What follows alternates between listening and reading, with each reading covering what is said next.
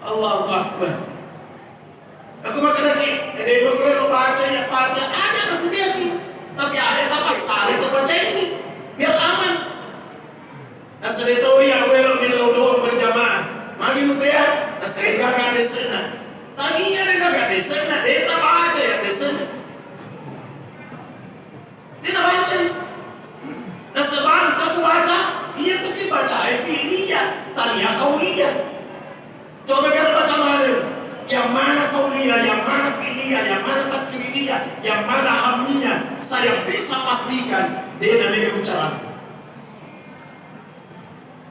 Jadi aguru menemuyono dan jangan suka mempersalahkan orang.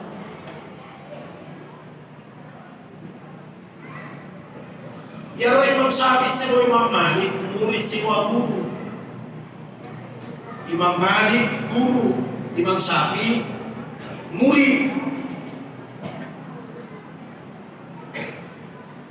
Kasih di waktu, pada waktu ini murid dengan guru, mana itu kita bercanda dengan murid. Pak saking dekatnya itu antara murid dengan guru. Maka dia Imam Syafi'i, guru, aja nak kue, lo kata yolo, paling tahu memetik anggur supaya untuk nak gaji.